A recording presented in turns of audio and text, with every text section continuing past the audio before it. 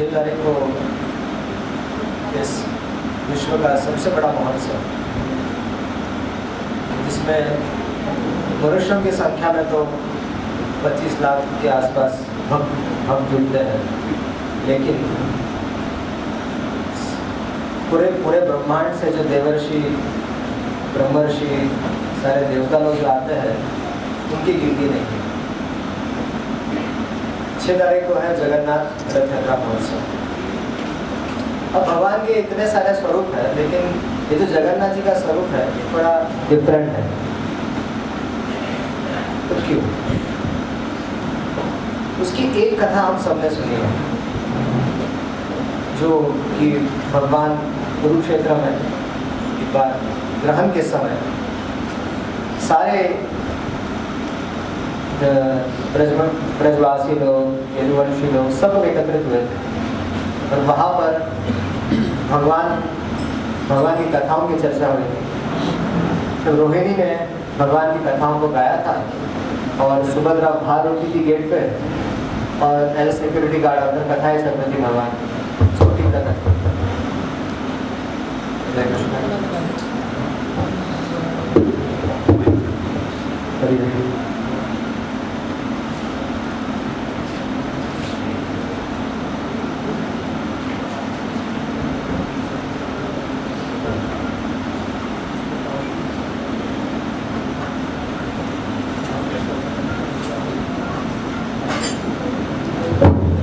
हरे कृष्णा, हरे कृष्णा।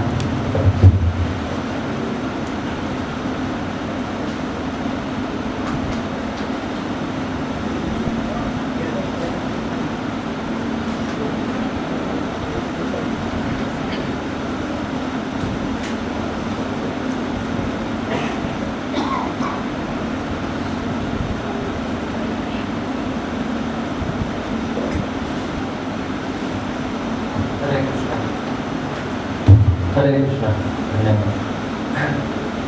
तो ये कथा हमने सुनी है कि अंदर कृष्ण की कथा चल रही थी और बाहर सुभद्रा गेट पे डेरा दे रही थी। तो जब कथा प्रारंभ हुई तब कृष्ण और बलराम ये सुनते कि मेरी कथा चल रही है, तो वे दोनों कथा के स्थान पर आ गए और ऐसे भावाविष्ट हो गए कि कछुए जैसे बन गए। उन दोनों की जो हाथ थे सब अंदर चले गए, पैर अंदर चले गए, और सुभद्रा की भी ये दशा हो गई।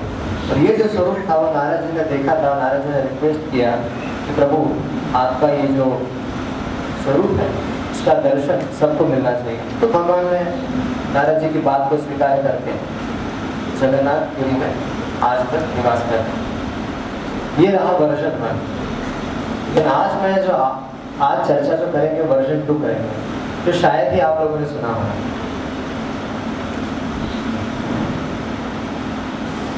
ब्रज में भगवान की विरह में गोपियाँ रोती रहती थी। जब से भगवान ने ब्रजमंडल छोड़ा था, तब से गोपियाँ, सारे ग्वाल बाल, माँ यशोदा, सब लोग रो रहे थे।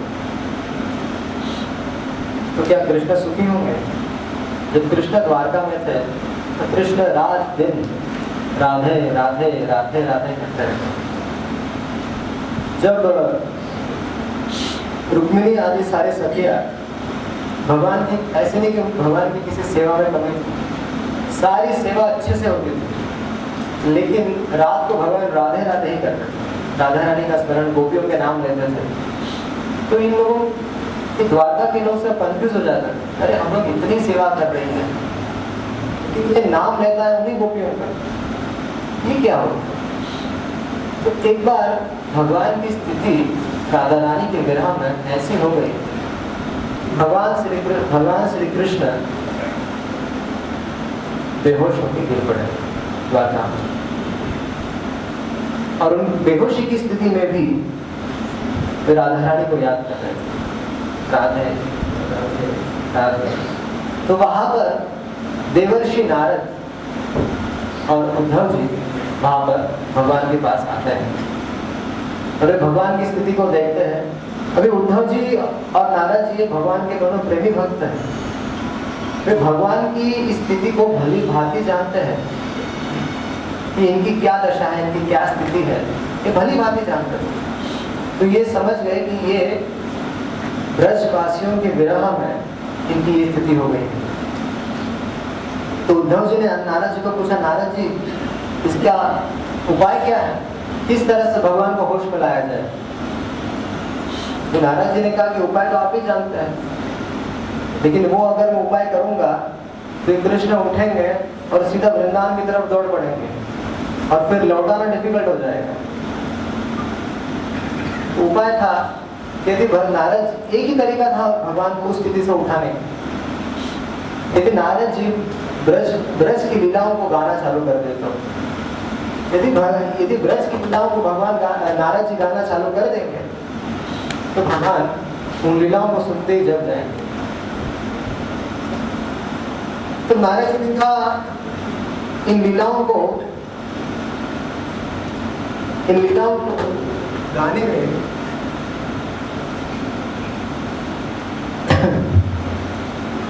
इन लीलाओं को गाने में कोई दिक्कत नहीं है, लेकिन कुछ तैयारी करनी पड़ेगी। तो नारद जी ने कहा कि ब्रजमंडल में पहले व्यवस्था करनी पड़ेगी, एक ऐसा माहौल बनाना पड़ेगा ब्रजमंडल में कि यदि भगवान वहां पर चले भी जाते हैं तो फिर से द्वारका लौट आए, नहीं तो यहाँ पे द्वारकावासी मर गए। तो कि भगवान श्री कृष्ण कि वृंदावन जाने से पहले उद्धव जी और नारद जी चाहते थे कि एक माहौल बन जाए जिससे कि भगवान श्री कृष्ण यदि वहां जाते हैं तो वापस लौट कर भी आए। लेकिन वहां की दशा क्या थी, वहां पे सब लोग भगवान के विरह में मर रहे थे। बस एक उम्मीद के साथ सारे ब्रजवासी बस अपने प्राण को टिकाए रखे थे, और ये उम्मीद थी कि भगवान उनको जाते वक्त कह के गए थे कि मैं लौट कर आऊंगा।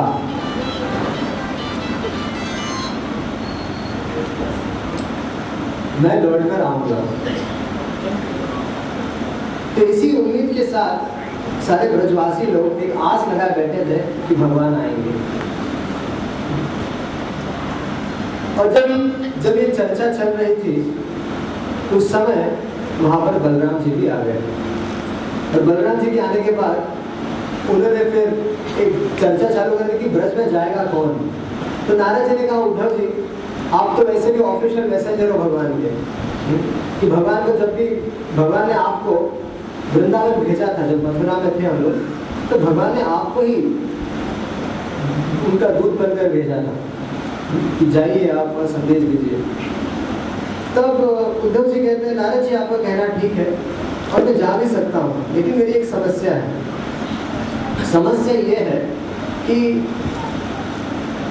मैं पहले जब भगवान ने मुझे भेजा था तो मैं गया था सबको सांत्वना देने के लिए कि हे गोपियों, हे माँ यशोदा, हे ब्रज के सखागण, आप चिंता मत कीजिए, श्री कृष्ण आपके साथ सदैव, श्री कृष्ण लौट कर आएंगे। और कुछ इस तरह सांत्वना दे रहे थे कि आप क्यों रो रहे हो, रोकर क्या होने वाला है। वो वास्तव में उद्धव जी अपना, भगवान ने कुछ पत्र लिखकर भेजे थे, उस पत्रों को तो दे दिया, लेकिन भगवान ने उनको कहा था कि अपनी बात मत सुनाना, अब मेरी बात सुनाना, मैं जो कह रहा हूँ वही उनको सुनाना। लेकिन उद्धव जी अपने प्रयास कर रहे थे कि थोड़ा अपनी तरफ से सांत्वना दे, लेकिन उन लोगों की दशा ऐसी थी कि बस वो रो रहे थे। उद्धव जी कह रहे हैं कि प्राकृत जगत में कोई रोता है तो वो धन के लिए रोता है, स्त्री के लिए रोता है, या किसी और चीज के लिए रोता है। ये वास्तव में जगन्नाथ जी कुछ उत्पाद कर रहे हैं।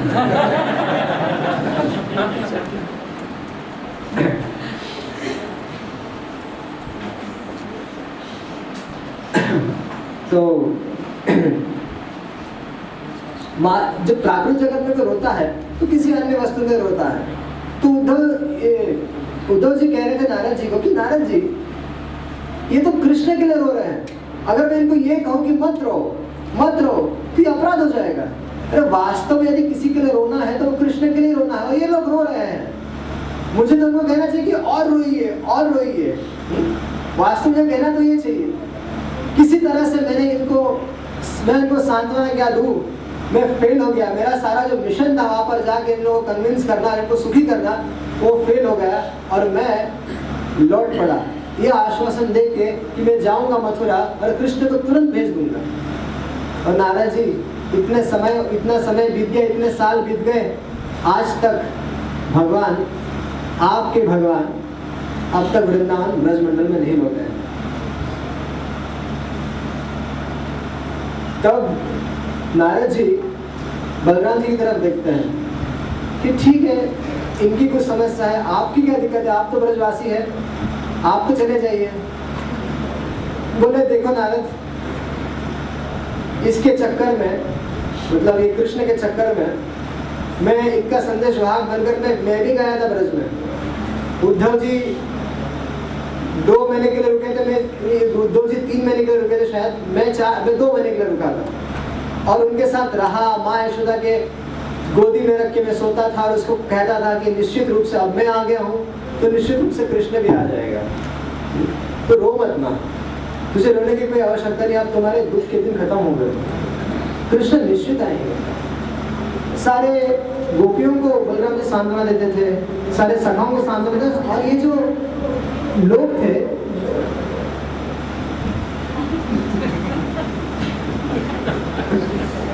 ये बलराम जी की बात पर विश्वास कर दिए कि बलराम जी कह रहे हैं, बलराम तो सबसे, उद्धव जी आए, उद्धव जी ने झूठ बोल दिया, ठीक है, उद्धव जी घर वाले नहीं थे, ये तो घर का व्यक्ति है, रोज उसके साथ बैठता है, उठता है, खाता है, पीता है। बलराम जी की बात पर सबने विश्वास कर लिया और सब लोग ने जो उनकी उम्मीद जो खत्म हो गई थी वो फिर से जग गई कि कृष्ण ब्रजमंडल में आएंगे।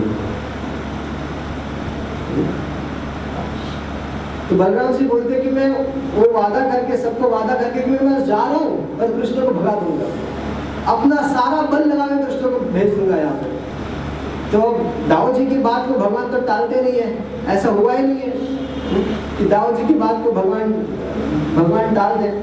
तो सबको विश्वास हुआ कि हाँ, दाऊ की बात को तो मानना पड़ेगा, बड़े भाई है। तो ये जाते हैं और भगवान से कहते हैं कृष्ण जाओ, अरे तुम्हारे बिना मर जाएंगे, तुम्हारे जान, जब तुम चले जाओगे बस वही इनके जख्म का मरहम है, नहीं तो कुछ नहीं है। और इनको दुनिया भर की होम्योपैथिक, एलोपैथिक जितनी पैथी है, इनके इसकी ट्रीटमेंट इनके सामने सब फेल है। इनके लिए बस एक ही ट्रीटमेंट चाहिए, आपका दर्शन। इससे बढ़कर कोई ट्रीटमेंट इन ब्रजवासियों के लिए नहीं है। तो मैं आपसे, एक कृष्ण तुम क्यों नहीं चले जाते? तब बलराम जी कहते हैं कि देखो तुम्हारा कृष्ण, देखो एक जमाना था जब मैं ये बात माना करता था, हाँ? मैं बोलूं उठ तो उठता था, जब मैं बोलूं बैठ तो बैठ जाता था, लेकिन आज सब बदल गया है। इतने समय से रिक्वेस्ट कर रहा हूँ कि सब कुछ छोड़ो, ये सब दुनियादारी छोड़ो द्वारका की, और जाओ ब्रज में, लोग मर रहे हैं तुम्हारे लिए, यहाँ पे कौन मर रहा है तुम्हारे लिए? अरे जितना प्रेम ब्रजवासी तुम्हारे लिए करते उतना प्रेम कौन करता है? जाओ वृंदावन चले जाओ, वो बेचारी राधा रानी मर रही है। अरे तुम माखन खा लगे, तुम्हारा हृदय इतना सॉफ्ट होना चाहिए, तुम्हारा हृदय ऐसा कठोर कैसे हो गया? जिन ब्रजवासियों ने तुमको माखन खिलाया और उन्हीं ब्रजवासियों के लिए आप तुम्हारा हृदय इतना कठोर हो गया? अरे कृष्ण जरा तो विचार करो, जाओ वृंदावन। बस सालों बीत गए, महीनों बीत गए, सालों बीत गए, भगवान ब्रजमंडल में नहीं गए। अब सिचुएशन हो गई कि अब ये ब्रजमंडल में जाएगा कौन, वहां की स्थिति को संभालेगा कौन? तो उस समय वहां पर सुभद्रा आती है। सुभद्रा कहती कि हम लोग परेशान क्यों हो रहे हो, किस बात की परेशानी है? वृंदावन ही न जाना है, और वृंदावन में जाके क्या, ब्रजवासियों को मनाना तो है ना। ठीक है, मना दूंगी, क्या दिक्कत है? तो मेरा रथ लाया जाए। तो सुभद्रा का रथ लाया जाता है और सबसे विदा लेकर सुभद्रा शीघ्र वृंदावन जाने को उस रथ में बैठ जाती है।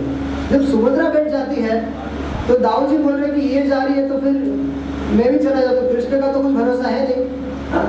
आए नहीं आए, मुझे वृंदावन जाने को मिल रहा है तो मैं तो चला जाता हूँ। देखिए बलराम जी भी वृंदावन जाने के लिए तरस देते, तो बोले कि मैं भी जाऊंगा। तो तो मेरा भी रथ लाओ। तो दाऊ जी भी रथ में बैठ गए और दोनों का रथ निकल पड़ा।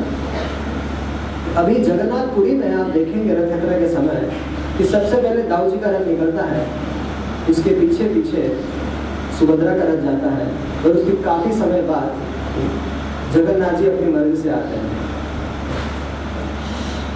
तो सुभद्रा और बलराम और सुभद्रा दोनों का रथ निकल गया और यहाँ पर उद्धव जी ने आदेश दिया नारद जी को, नारद जी, नारद मुनि बजाए वीणा राधिका रमन नामे। नारद जी ने अपनी वृंदावन की लीला को गाना प्रारंभ कर दिया और जैसे ही वृंदावन की लीला को नारद जी ने गाना प्रारंभ कर दिया, श्याम सुंदर तुरंत जग गए और तुरंत त्रिभंग ललित मुद्रा में खड़े हो गए और अपनी बांसुरी को खोजने लगे। मेरी बांसुरी किधर है, मेरी बांसुरी किधर है। एक गोपियां बड़ी विचित्र है, एक गोपियों ने मेरी बांसुरी चुरा ली। अरे ये राधा रानी किधर है तू, मेरा बांसुरी किधर है। इस तरह से भगवान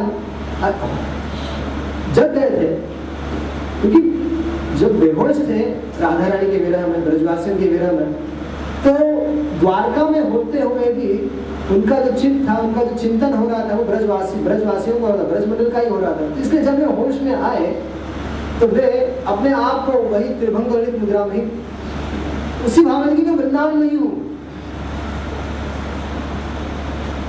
तब जब खोज रहे थे बांसुरी को, फिर उन्होंने देखा उद्धव जी को। उद्धव जी को पूछते कि उद्धव जी, अरे आप तो मथुरावासी ब्रज में क्या कर रहे हैं। फिर उन्होंने बाजू में देखा तो नारद जी खड़े हैं। तो नारद जी, आप यहाँ पे ब्रजमंडल में क्या कर रहे हैं। तब दोनों सोच रहे उत्तर क्या दे। तब भगवान ने थोड़ा और आसपास देख लिया, तब उनको पता चला कि मैं वृंदावन में नहीं हूँ, मैं द्वारका में हूँ। तो उन्होंने कहा कि, तो फिर भगवान ने कहा कि मुझे वृंदावन जाना है। बोला हाँ प्रभु, सारी तैयारी हो चुकी है, आपके लिए रथ आ गया है, बस आपको रथ पर बैठना है। अब भगवान की स्थिति कैसी थी, भगवान राधा रानी के विरह समुद्र में डूब रहे थे। उनकी ये दशा हो रही थी, ना वो खड़े रह पा रहे थे, ना हिल पा रहे थे, ऐसे हिलते डोलते थे। अब जगन्नाथ जी भी जब पुरी से जगन्नाथ के रथ से बाहर आते हैं रथ में बैठने के लिए, तो हिलते डोलते रहते हैं। हाँ, उनको सारे उनके पांडागण पकड़ के किसी संभालते हुए एक रथ पे चढ़ाते हैं। तो यहाँ पर नारद और उद्धव ने भगवान को संभालते हुए, क्योंकि भगवान गिरते हुए चल रहे थे, तो उनको अच्छे से पकड़कर उन्होंने किसी तरह से उनको रथ में बिठा दिया और दारुक को कहा, और दारुक से कहा कि दारुक जाओ इनको लेकर।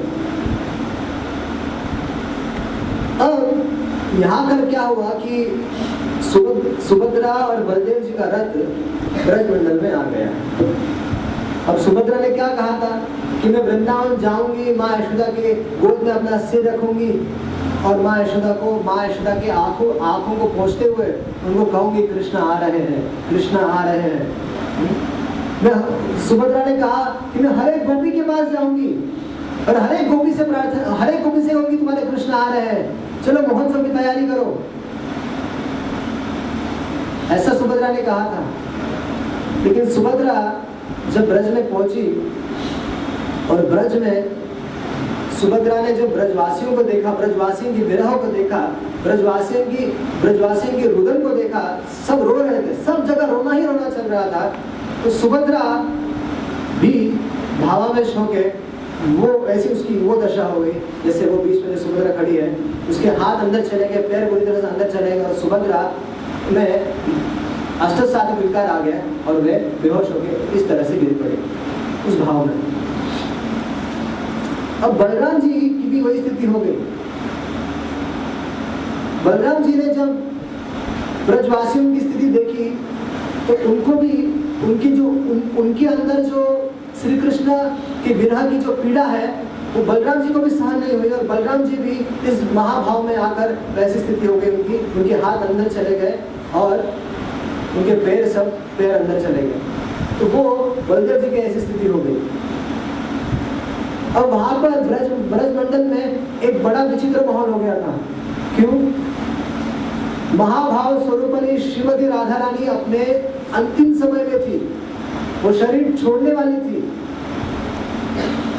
महाभाव स्वरूप श्रीमती राधा रानी की ये दशा हो गई थी कि वो किसी भी समय अपने प्राण त्याग कर सकती है। पूरी तरह से ऐसे लग रहा था कि वो मर चुकी है, लेकिन एक उम्मीद की किरण कि श्री कृष्ण आएंगे, इसलिए राधा रानी अपने प्राण को त्यागनी नहीं थी। वहां पर राधा रानी के पास में राधा रानी अपना सर ललिता के गोद में रखते हुए राधा रानी सोई हुई थी और विशाखा इत्यादि अष्टसखी इत्यादि उनको पंखा चल रहे थे और चिंता में इधर उधर घूम रही थी कि अब क्या किया जाए, इसको सॉल्यूशन क्या है, किस तरह से राधा रानी को बचाया जाए, क्या उपाय है। उपाय तो एक ही है कि श्री कृष्ण आ जाए, लेकिन श्री कृष्ण तो आने वाले हैं नहीं। अब क्या उपाय किया जाए? बीच में लोग कॉटन नाक में डाल देते चेक करने के लिए कि भाई कुछ सांस चल रही है, तो उनको उम्मीद रहती थी कि हाँ अभी भी सांस चल रही है। तो राधा रानी की जब ये दशा हो गई तो ब्रजमंडल से बड़े जितने सारे ब्रजमंडल के बड़े हस्तियां थी वो राधा रानी के दर्शन के लिए आ रही थी। प्रथम तो आए उनके पतिदेव आयन घोष। तो आयन घोष राधा रानी के चरणों में गिरते हैं और उनके चरणों की रज लेते हैं और कहते हैं कि राधे, वास्तव में योग माया द्वारा ये सारा खेल रचा गया है कि तुम मेरी पत्नी बनी हो, लेकिन वास्तव में तुम्हारे पति तो कृष्ण ही है। जब कृष्ण को परकिया रस का आस्वादन करने की इच्छा थी, तब योग माया ने भगवान की इच्छा को मद्देनजर रखते हुए योग माया ने मुझे तुम्हारा पति बनाया। लेकिन मैं आज सबको ये बताना चाहता हूँ कि मेरा वास्तव में मेरा विवाह तुमसे नहीं, तुम्हारी छाया से हुआ है। कैसे? जिस तरह से श्री राम लीला में राम ऐसा हमें सबको पता चलता है कि रावण ने सीता का हरण कर लिया, लेकिन क्या रावण जैसा एक असुर भगवान की अर्धांगिनी को, भगवान की शक्ति को, अंतरंगा शक्ति को कैसे हर सकता है? इसलिए जब सीता का हरण होने से पहले भगवान श्री राम ने सीता को अग्निदेव के पास रख दिया था और उससे उसकी छाया सीता प्रकट हुई थी और वो उस छाया सीता को लेकर रावण चला गया था। और वास्तविक सीता तब बाहर आई जब सारा युद्ध खत्म हुआ और तब भगवान ने कहा कि सीता को अग्नि परीक्षा देनी पड़ेगी। तब लक्ष्मण जी ने प्रश्न किया, क्यों अग्नि परीक्षा देनी पड़ेगी उनको? वो सीता है, जगत जननी है, क्या आपको विश्वास नहीं अपनी पत्नी पर? क्यों वो सती है? और लक्ष्मण जी इतने क्रोधित हुए भगवान पर, तो भगवान ने कहा लक्ष्मण सुनो तो सही, नहीं आपकी हिम्मत कैसे होगी कि ऐसे आपकी हिम्मत कैसे होगी कि जगत जननी सीता को अग्नि परीक्षा देनी पड़े? तो भगवान ने कहा लक्ष्मण बात सुनो, तुम्हें ये शायद बात पता नहीं होगी, लेकिन असली सीता अग्निदेव के पास है। तो जब भी अग्नि परीक्षा देंगी तब अग्निदेव छाया सीता को ले लेंगे और वास्तविक सीता को मुझे सौंप देंगे। तब लक्ष्मण जी कुछ ठंडे पड़े। तो यहाँ सब लोगों के सामने ये कहते हैं कि वास्तव में मेरा विवाह राधा रानी तुम्हारे छाया से हुआ था, तुम तो हमेशा कृष्ण की हो, कृष्ण की लीला के लिए योग माया ने तुम्हें meरी पत्नी बनाया था ताकि श्री कृष्ण पर के रस का आस्वादन कर सके। फिर कुटिला आती है। कुटिला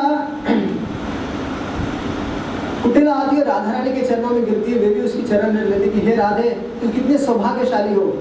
सारे वृंदावन में, सारे ब्रजमंडल में मैं डंका पीटती थी कि मैं सबसे बड़ी सती हूँ, मुझसे बड़ी सती कोई है नहीं। तो एक बार कृष्ण ने एक ड्रामा किया था इस सबसे बड़ी सती कौन है ये बताने के लिए। भगवान को आया बुखार और इतने बीमार पड़ गए भगवान तो सबने पूछा कि इसका प्रभु आप बीमार पड़ गए हो, लेकिन आपको ठीक करने का उपाय क्या है?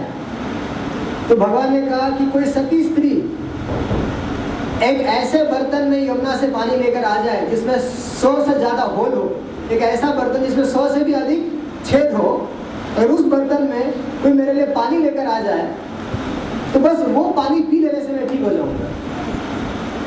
अब सारे ब्रजमंडल में डंका था कि ये जो कुटिला है ये सबसे सती है। तो सबने कहा कि जरा एक कुटिला है, कुटिला जैसे भी कोई सती है क्या संसार में? तो कुटिला ने कहा हाँ। तो कुटिला गई यमुना में, और कुटिला में वो जो 100 छेद वाला वो बर्तन लेकर गई, और जैसे ही उसने उठाया तुरंत वो बर्तन खाली हो गए। तो फिर किसी ने कहा कि राधा रानी को दे दो। तो राधा रानी गई और राधा रानी ने एक बूंद पानी नहीं गिरा उसमें से। यदि उसमें 100 से ज्यादा छेद थे, लेकिन उस बर्तन से जब राधा रानी पानी ला रही थी तो एक बूंद पानी नहीं गिरा था। तो कुटिला कह रही कि ये सब कृष्ण की लीला थी कि ताकि ये बताने के लिए कि कृष्ण तुम्हारे प्राणेश्वर है, तुम्हारे सब कुछ है, एक कृष्ण की लीला थी। उसके बाद चंद्रावली आती है अपनी सखियों के साथ, और चंद्रावली भी राधा रानी के चरणों में गिरती कि हे राधे प्राण मत त्यागो, प्राण मत त्यागो। क्यों? क्योंकि हे राधे अब तक श्री कृष्ण है इस धराधाम पर, प्राण मत त्यागो। तो लोग पूछेंगे चंद्रावली तुम क्यों आई हो आज? हाँ? सच बताओ सखी, तो श्री कृष्ण तुम्हें छोड़कर जब मेरे पास आते थे वास्तव में वो एक ड्रामा था, ताकि तुम्हें क्रोध दिलाना चाहते थे। तुम्हें जब तुम क्रोधित तो तुम मान कर लोगी, तुम मान कर रस का आस्वादन करने के लिए श्री कृष्ण मेरे पास आते थे, लेकिन वास्तव में श्री कृष्ण जो थे वो मेरे पास आकर भी चिंतन तुम्हारा ही करते थे। तो इसलिए सखी प्राण मत त्यागना। आज मेरा कितना सौभाग्य है कि मुझे तुम्हारे चरणों की रस लेने का अवसर प्राप्त हो रहा है। जब इस प्रकार की घटनाएं चल रही थी, राधा रानी अपने प्राण त्यागने ही वाली थी कि भगवान श्री कृष्ण का रथ वृंदावन में आ गया। श्याम सुंदर श्री वृंदावन धाम लौट आए, और योग माया ने कुछ ऐसी व्यवस्था कर दी कि पूरे ब्रजमंडल में राधा रानी जहाँ निधुवन में कुंज में इस तरह से इस स्थिति में लेट रही थी, सो रही थी, तो योग माया की व्यवस्था से वो रथ एकदम निधुवन के पास ही आकर रुक गया।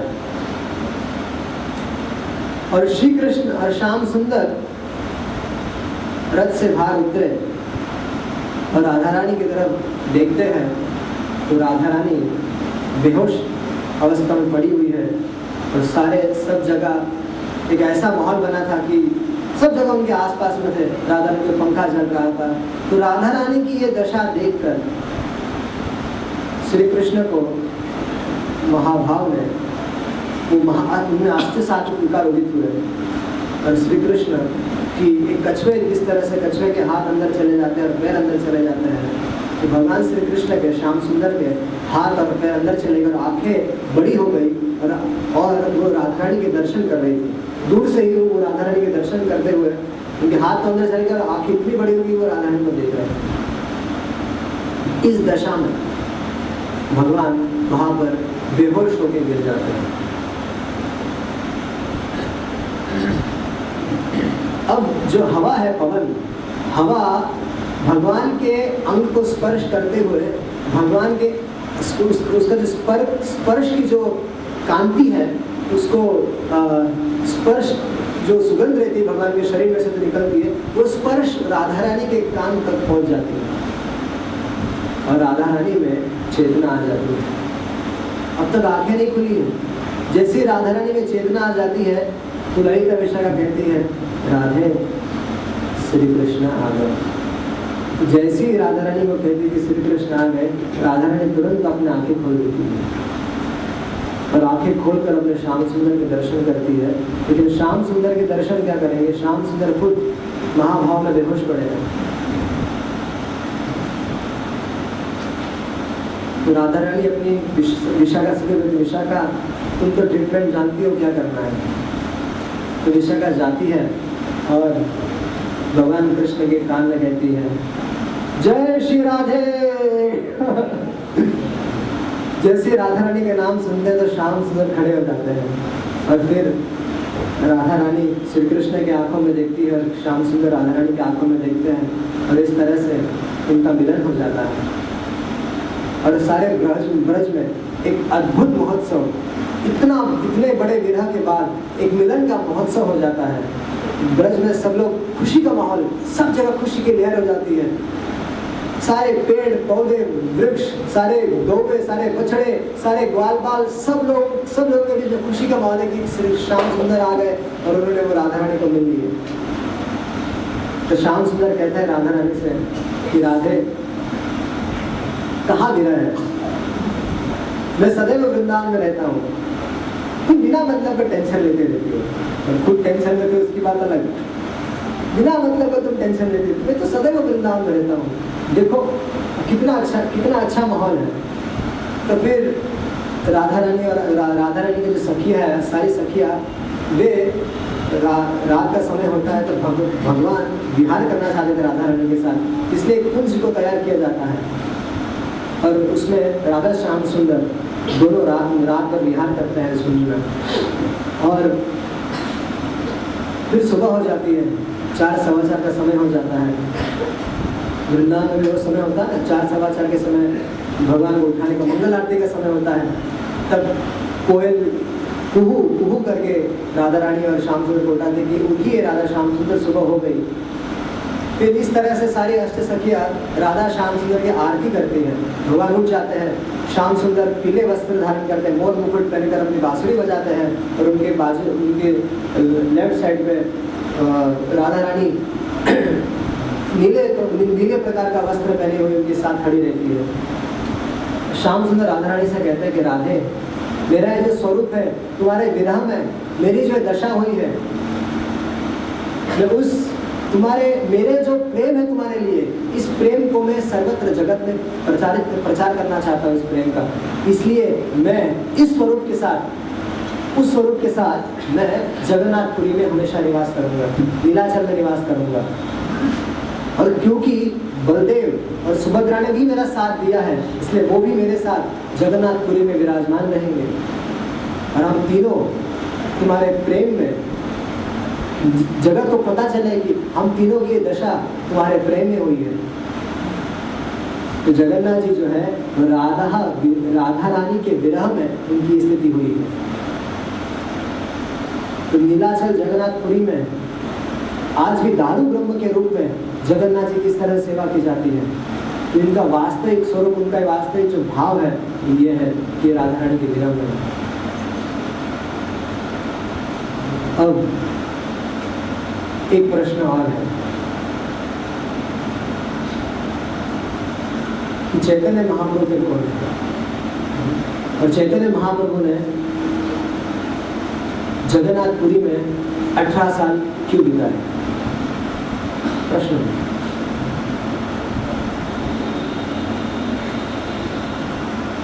जब इसका कनेक्शन जानने के लिए हमें थोड़ा सा फ्लैशबैक में जाना पड़ेगा, भगवान नरसिंह देव की लीला में प्रवेश करना पड़ेगा। एक लोभ के कारण, एक प्रकार का लोभ था जो भगवान के विविध अवतारों में होता था। एक लोभ था, उस लोभ के कारण अलग अलग अवतार हुए थे। भगवान नरसिंह देव ने जब हिरण्यकशिपु का वध कर दिया, उसके बाद उन्होंने प्रहलाद को अपने गोद में लिया, उसको बिठाया। और जिस तरह से एक पिता अपने पुत्र को गोद में लेकर चुम्बन करता है, उनका सिर चूमता है, उसी तरह से भगवान नरसिंह देव ने, नरसिंह का मुंह था तो चुम्बन करना तो डिफिकल्ट हो जाएगा, बेचारा प्रहलाद पता नहीं कैसे करेगा। सर भगवान ने चाटना चालू कर दिया, अपनी जीभ निकालकर भगवान नरसिंह देव ने प्रहलाद को चाटना प्रारंभ किया। और प्रहलाद को इतना सुख मिला, इतना सुख मिला, और नरसिंह देव देख रहे थे कि मुझसे ज्यादा सुख इस प्रहलाद को मिल रहा है। तब नरसिंह देव विचार करते कि प्रहलाद मेरा पुत्र जैसा है और मैं उसके पिता जैसा हूँ, तो प्रहलाद कोई वात्सल्य रस का अनुभूति हो रही है। तो भगवान नरसिंह तो विचार करे थे कि मुझे ऐसा रस कैसे आस्वादन करने मिलेगा, मेरे पिता कौन है, मेरे माता पिता कौन है। नरसिंह को याद है मैं तो एक खम्भे से बाहर निकला हूँ। तो नरसिंह को तो से कह रहे अच्छा एक खम्भे से मेरे माता पिता तो खम्बा है। इसलिए नरसिंह देव ने विचार किया कि आने वाले अगले हर अवतार में मैं माता और पिता को स्वीकार करूंगा। तो आने वाले हर अवतार में भगवान माता पिता स्वीकार करते हैं ताकि उनको वात्सल्य रस का वो आस्वादन कर सके। फिर राम अवतार में भगवान की दो प्रकार के लोग उत्पन्न हुए भगवान के। ये जो लोग है ये प्राकृत लोग नहीं है, और प्राकृत है क्योंकि भगवान के संबंध में है। हम लोगों को जो लोग उत्पन्न होता है वो प्राकृत है, लेकिन भगवान का जो लोग है वो प्राकृत है, अप्राकृत अलौकिक। श्री राम लीला में दो प्रकार का लोग उत्पन्न हुआ। एक, जब भगवान के सखागण भगवान श्री राम के पास आते थे, जैसे विभीषण हो या सुग्रीव, ये दोनों आते थे, तो भगवान की इच्छा होती थी कि अरे मेरे मित्र है, तो जरा आलिंगन करे, कुछ करे। मित्र मतलब क्या? मित्र का व्यवहार कैसा था? मित्र एक दूसरे का आलिंगन करे, थोड़ा हंसी मजाक करे। तो भगवान श्री राम की इच्छा थी। और सुग्रीव और विभीषण स्वप्न में भी कभी ये विचार नहीं करेंगे कि अपना हाथ उनके कंधे में डाल देंगे। वो तो ऐसे रहते थे हमेशा। तो ये लोग उत्पन्न हुआ कि श्री राम में कि मुझे भी चाहिए, इस प्रकार की मित्रता मुझे चाहिए। दूसरा लोग ये था कि सीता उनकी पत्नी थी, तो लेकिन भगवान को भगवान का जो सीता जी के साथ जो संबंध है वो स्वकीय रस का आस्वादन करते थे, लेकिन भगवान को परकीय रस का आस्वादन करने की इच्छा हो गई। लेकिन क्योंकि मर्यादा पुरुषोत्तम के रूप में अवतार ग्रहण कर रहे थे, इसलिए वो इच्छा उनके उस अवतार में पूरी होने वाली नहीं थी। इसलिए जब श्री कृष्ण के रूप में श्री राम ने अवतार लिया, तो भगवान जब श्री कृष्ण का अवतार हुआ उस समय ये दोनों इच्छाएं पूरी हुई। भगवान को कैसे सखा मिले थे? एक ऐसे सखा मिले थे जो उन्हीं को घोड़ा बनाकर उनके ऊपर चलते थे। कभी कभी खेल में ऐसा हो जाता था कि श्री कृष्ण बाजी हार जाते थे, या श्री कृष्ण की टीम बलराम जी से हार जाती थी। तो ऐसा होता था कि श्री कृष्ण की टीम को बलराम जी की टीम को कंधे में बिठाकर काफी दूर तक चलना होता था। तो कभी कृष्ण बोलते थे कि तुम लोग मुझे घोड़ा बनाओगे, तुम लोग जानते हो ना मैं कौन हूँ, मैं नंद बाबा का लड़का हूँ। तो सारे उनके मित्र बोलते थे इतना अहंकार, ये ग्वाल बाल होगी, इतना अहंकार। हाँ, खेल में क्या है, बड़ा छोटा सब लोग सब होने चाहिए, इसको निकाल दो खेल से, कोई आवश्यकता नहीं, हम लोग इसके बिना भी खेल सकते हैं। इसको निकाल दे जाते थे। तो भगवान कृष्ण जाते थे और एक पेड़ के पास बैठ के रोते थे, अरे मुझे निकाल दिया है, मैं बर्बाद हो गया, मुझे मेरे साथ कौन खेलेगा? जिसके लिए अवतार लिया था वो सारा प्रयोजन गड़बड़ हो गया। तो भगवान बोलते हैं सॉरी भाई, ले जो बनाना, घोड़ा गधा बनाना बना ले, जो बनना सब बन जाऊंगा, तुम्हारे इसी प्रेम का आस्वादन करने के लिए मैं आया हूँ। तो घोड़ा बनोगे तो एकदम गधा भी बन जाऊंगा। तो भगवान आते थे और ये ग्वाल बाल उनके पीठ पर चढ़ते थे और उनको घोड़ा बनाकर काफी समय तक चलाते थे। वास्तव में ब्रज ऐसा है कि ब्रज में भगवान की भगवत्ता की कोई कीमत नहीं है। ब्रजवासियों को खूब बताओ कि ये सुप्रीम पर्सनैलिटी ऑफ गॉडेड है, ब्रह्मा श्री इनके दास है, ये है वो है। ब्रजवासियों के लिए कृष्ण इतना ही है कि ये यशोदा का लड़का है, इसके आगे उनका कोई रेंज नहीं है। अगर थोड़े समय के लिए स्मरण हो भी जाए तो फिर योग माया भुला देगी कि भगवान कृष्ण को एक वात्सल्य का, साख्य का, माधुर्य का आस्वादन करना रहता है। और दूसरी इच्छा जो श्री राम अवतार में नहीं पूरी हुई वो यहाँ पर पूरी हुई। भगवान ने अपनी ही पत्नी को, अपने ही अंग को या अपने परिकरों को, राधा रानी आदि गोपियों को किसी और की पत्नी बना दिया और उन्होंने परकीय रस का भी आस्वादन किया। लेकिन अब श्री कृष्ण की भी 3 इच्छाएं रह गई। अच्छा, श्री कृष्ण तो पूर्ण पुरुषोत्तम भगवान है, उनकी कैसी इच्छा रह गई? उनकी इच्छा ये रह गई कि उनको, वो तो विषय है सबके, विषय मतलब समस्त भक्तों के श्री कृष्ण विषय है और भक्त है आश्रय। अब भगवान को भक्तों के भाव का आस्वादन करना था। भगवान श्री कृष्ण जब अपने भक्तों को देखते थे तो उनको लगता था कि ये जो इनका जो मेरे लिए प्रेम है वो मुझसे ज्यादा है। ये जो एक प्रकार का रस मेरी भक्ति करके जो अनुभूति करते हैं वो मुझसे ज्यादा है। और विशेष करके समस्त भक्तों के जो मुकुटमणि है श्रीमती राधा रानी, इनको जब भगवान देखते थे तो लगता था कि राधा रानी का प्रेम बड़ा विचित्र है। तो इनकी 3 इच्छाएं थी। पहली इच्छा थी प्रणय महिमा की दृश्यो, श्रीमती राधा रानी का जो मेरे प्रति जो प्रेम है उस प्रेम की महिमा क्या है उसको भगवान समझना चाहते थे।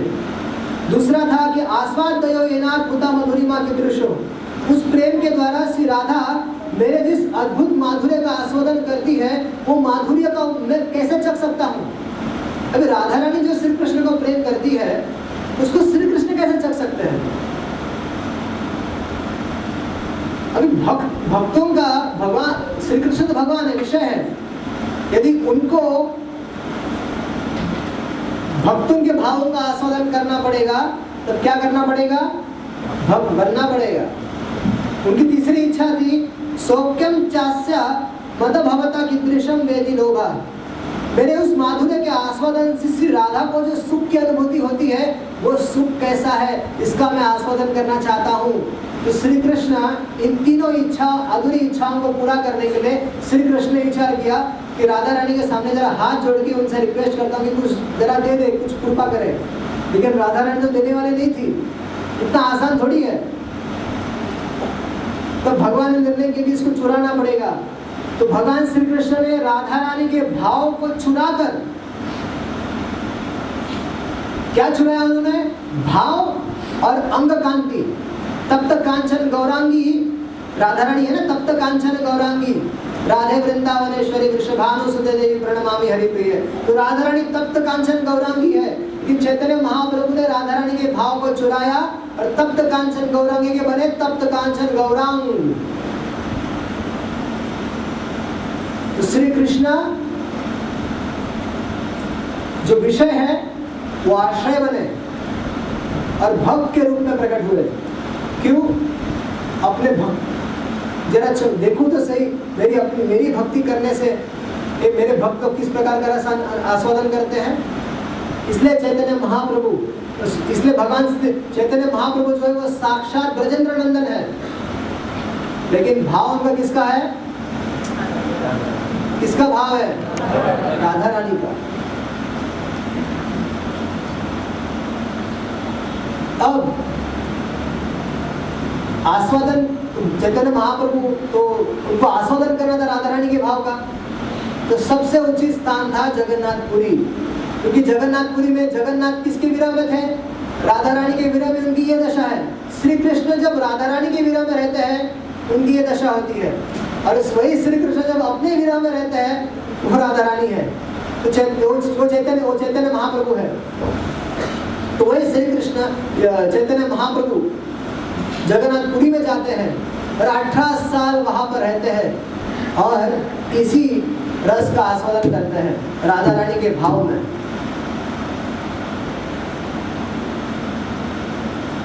जगन्नाथ रथ यात्रा के समय जगन्नाथ जी चैतन्य महाप्रभु में श्रीमती राधा रानी को देखते हैं और चैतन्य महाप्रभु जगन्नाथ जी में श्याम सुंदर के दर्शन करते हैं। इस तरह से इन लोगों का, इन दोनों का ये पुनर्मिलन होता है जगन्नाथपुरी में।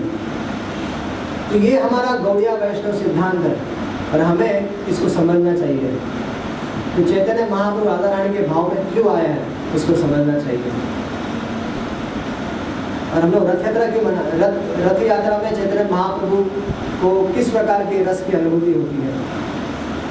हमने इस बार का जो मैगजीन निकाला है एक्सटैटिक डांसिंग ऑफ लॉर्ड चैतन्य, हमारा जो नित्य भागवत मैगजीन है इसी पर डेडिकेटेड है कि चैतन्य महाप्रभु किस प्रकार से रथ यात्रा के समय राधा रानी के भाव का आस्वादन करते हैं। धन्यवाद। जय जगन्नाथ।